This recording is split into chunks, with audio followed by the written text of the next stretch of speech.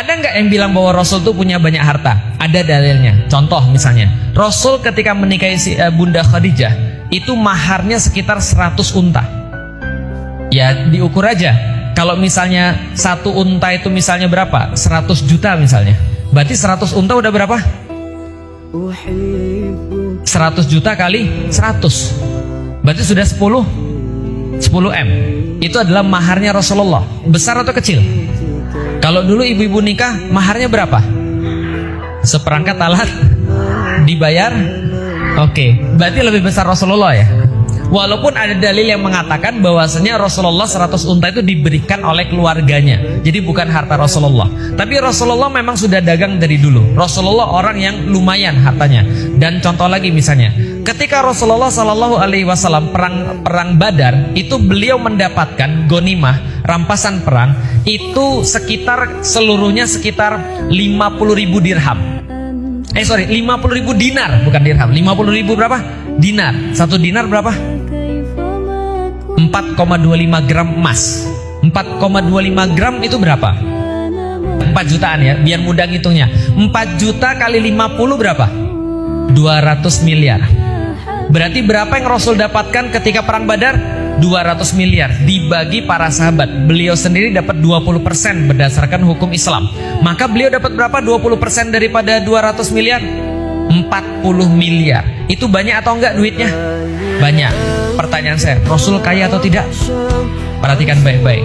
Justru hadisnya setelah Rasulullah itu perang Badar dan melakukan perang-perang yang lain dapat ghanimah, Rasul pernah datang ke Abu Bakar sambil ngikat batu di perut. Rasul kalau nggak punya makan itu pernah mendatangi Abu Bakar pakai batu di perutnya. Jadi pakai batu di perutnya ketemu dengan Abu Bakar. Ternyata Abu Bakar juga pakai batu. Rasul lihat, wah pakai batu. Abu Bakar lihat, wah batunya lebih banyak. Karena Rasul lebih lapar, gitu kan ya. Pergilah ke tempat Umar. Ternyata Umar juga pakai batu juga. Maka mereka pergi ke tempat sahabat yang lain. Lalu kemudian sahabat yang lain, Abu Ubaidah, namanya Abu Ubaidah kalau saya nggak salah. Abu Ubaidah tuh kemudian mengantarkan Rasulullah itu pergi ke pohon kurmanya, metikin pohon kurmanya, memeraskan kemudian susu dari kambingnya, lalu kemudian menghidangkan pada Rasulullah. Artinya adalah apa? Rasul pernah nggak makan sampai batu dikasih dalam perutnya. Sekarang saya nanya, Rasulullah tadi dapat dari perang Badar berapa? 40 miliar. Sekarang saya tanya, rumah Rasul seberapa luas?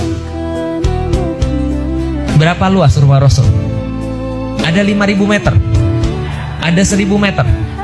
Kalau yang pernah pergi ke Madinah, rumah Rasul itu adalah cuma satu petak. Sehingga menurut salah satu hadis, ketika Rasulullah Shallallahu Alaihi Wasallam itu mau sholat tahajud, Rasul minta izin pada Bunda Aisyah. Bunda Aisyah, saya minta izin tahajud ya. Bunda Aisyah mengokekan. Kenapa? Begitu Rasul sudah minta izin, nanti kalau pas sujud Rasul akan geser kakinya Bunda Aisyah. Begitu kemudian sudah berdiri lagi, karena berdiri beliau lama, ya kakinya bisa jadi balik lagi. Karena berdiri beliau kan lama. Begitu sujud lagi, beliau pindahin lagi kakinya. Pertanyaannya, apakah itu adalah pertanda bahwa Rasulullah memiliki rumah yang mewah? Tidak. Pertanyaannya, boleh nggak kaum muslimin memilih rumah yang luas? Boleh. Yang nggak boleh Anda mengatakan bahwasanya rumah yang luas itu adalah contoh dari Rasulullah. Nggak ada.